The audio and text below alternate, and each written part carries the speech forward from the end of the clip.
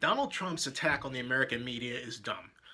He said via Twitter that the media is the enemy not just of him, but the American people. And yes, he was specific regarding the networks he was thinking about. For example, ABC, CBS, NBC, MSNBC, and who am I leaving out? Oh, of course, CNN.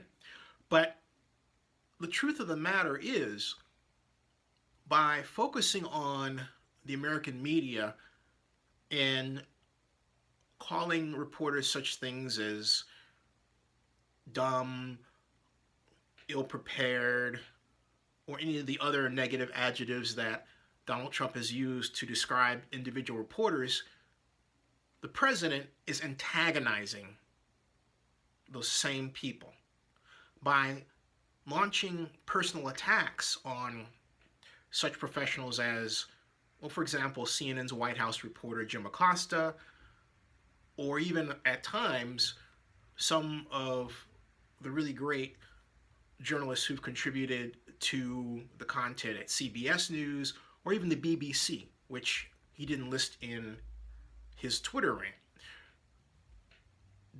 The end result of all of these attacks, all of these needling comments that President Trump utters either by voice through a speech or comments to some other media or comments directly to that media person, or, of course, on Twitter with one of his many blasts, cause the reporters he's attacking and their producers and the fans of those outlets to look into Donald Trump's background, his actions, to find any shred of evidence to suggest that he is unfit to be president of the United States, and then cobble together those items of evidence into what some of them may want as an ultimate end game, his impeachment. Now, one could think maybe that's what Donald Trump wants, but there's something in the cycle of President Trump's thinking that causes him to do the one thing that you and I think will be the end of either his presidential run when he's running for president or get him booted out. Think about this for a moment. Just consider this. The number of statements that Donald Trump made during the campaign where you thought, you know what, he's toast. He's not going to last in the polls are going to dive. That didn't happen. Or people aren't going to come and see him because he said something really awful. That didn't happen. Or he made a comment about grabbing their pussy and that's going to be the end of his campaign. That obviously did not happen. So now here we are, Donald Trump's president of the United States. His behavior, for the most part, hasn't changed. He's still acting like he did on the campaign trail, and we keep waiting for him to ultimately screw up. And in this instance, the only way for him to go out is via impeachment. Well, the only reasonable way for those who want such a thing. Now, I'm certain I don't want that for this reason. Donald Trump has a populist look at the American economy, which, when he is in his right way of thinking, points to spending in areas of the infrastructure that a common Republican president would not do. And as everyone knows, we're underinvested in infrastructure. The last giant round of spending we had was by President Obama, which was the linchpin of the Economic Recovery Act that saved the American automobile industry and got much needed dollars to many governments and cities and towns and states around the country, which they then used to pour into their local communities to provide jobs and improve infrastructure. Since then, and that's been about a decade, well, a little less, we haven't had that. And yet we've had deterioration of our roads and bridges and dams, as we saw in Oroville, California. And we witnessed the result of what a deteriorated dam system. So, excuse the digression.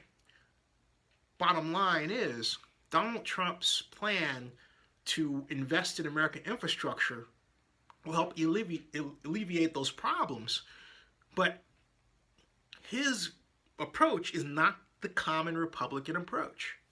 It's a Democrat's approach. It really is.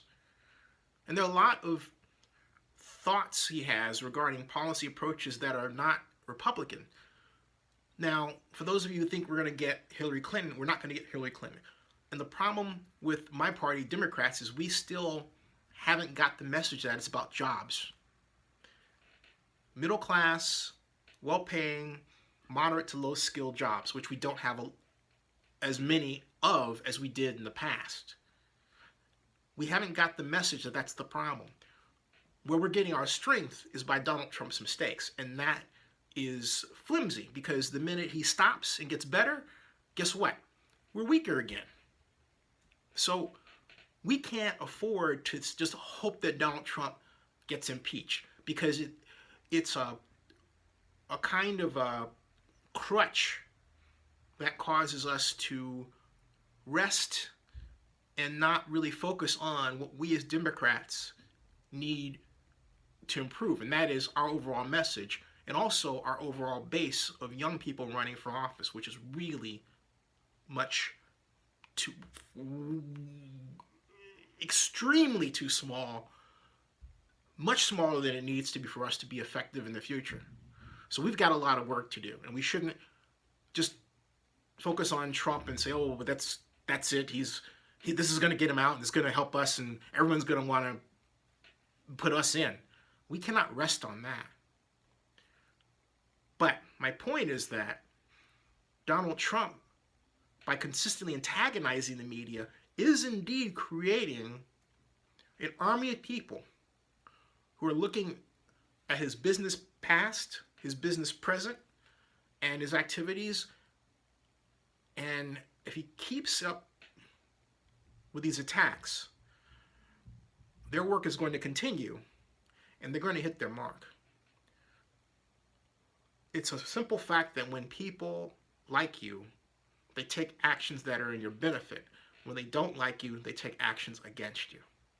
That's in every corner of life, including President of the United States.